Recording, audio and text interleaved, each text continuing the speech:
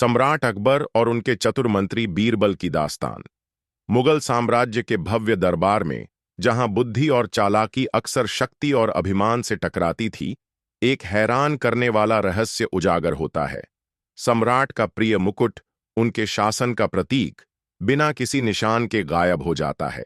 इस कहानी में अकबर बीरबल से इस पहेली को सुलझाने की उम्मीद करते हैं, जिसमें वफादारी, चतुराई और दोस्ती की परीक्षा होती है। यह कहानी ट्विस्ट, हास्य और कालजयी सबक से भरी है।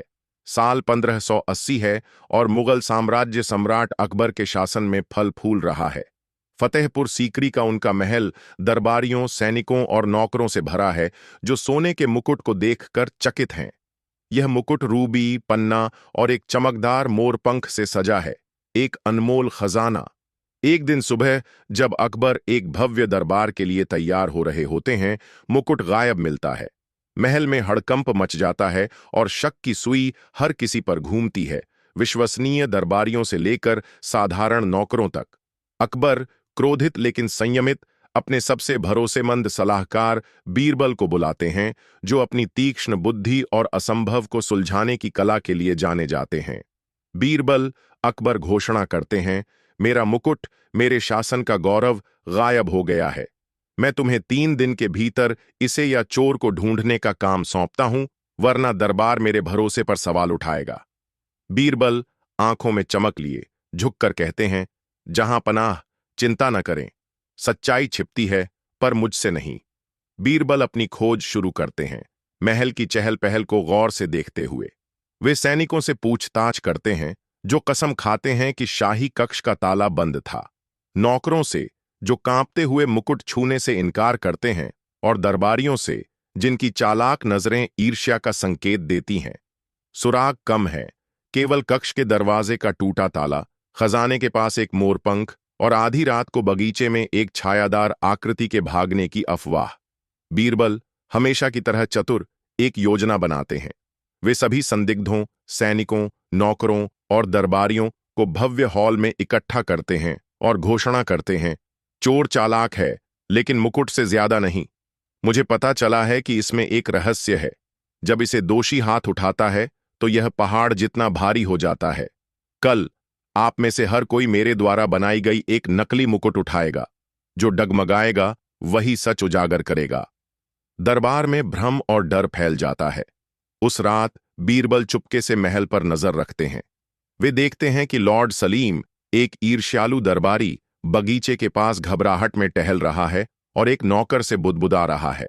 बीरबल को एक गुप्त सुरंग के पास कीचड़ में पैरों के निशान भी मिलते हैं, एक सुराग। वे गहराई से जांच करते हैं और पता लगाते हैं कि सलीम ने अकबर के गौरव को चुनौती देने के लिए मुकुट की लालसा की थी, और नौकर रवि के पास कक्ष की चाबियां थीं। अगले दिन हॉल में तनाव चरम पर है। बीरबल एक भारी लोहे का डिब्बा लाते हैं, जिसे कपड़े से ढका जाता है, और दावा करते हैं कि यह जादुई नकली मुकुट है। एक एक कर संदिग्ध इसे उठाते हैं। सैनिक और नौकर मेहनत से इसे उठा लेते हैं, लेकिन जब सलीम की बारी आती है, वह पसीना बहाता है, हिचकिचाता है और डिब्बा उसके हाथ से फिसल जाता है। भीड़ हैरान रह जाती है। मेरे स्वामी, बीरबल शांति से कहते हैं, मुकुट आपके लिए इतना भारी क्यों है? सलीम हकलाते हुए कहते हैं, यह चाल है, मैं निर्दोष हूं। लेकिन बीरबल सच खोलते हैं। डिब्बा सबके लिए भारी था, लेकिन केवल दोषी को इसके जादू से डर लगेगा। आपकी ग्लानि ने आपको बेपर्दा कर दिया, लॉर्ड सलीम। घिरे हुए सलीम कबूल करते हैं। उन्होंने रवि को रिश्वत दी थी कि वह मुकुट चुराए और एक प्रतिद्वंद्वी को फंसाने के लिए सुरंग में छिपा दे। बीरबल अकबर को सुरंग तक ले जाते हैं और वहां धूल में चमकता हुआ प्रिय मुकुट मिलता है। अकबर राहत महसूस करते हुए मुकुट को सिर पर रखते हैं और बीरबल की तारीफ करते हैं। तुम्हारी बुद्धि मेरे साम्राज्य को रोशन करती है, मेरे दोस्त, अपना इनाम मांगो। बीरबल मुस्कुराते हैं, जहां पनाह, बस आपकी सेवा का सुख और एक सबक। सच्चाई तीक्ष्ण मन से नहीं छिप सकती।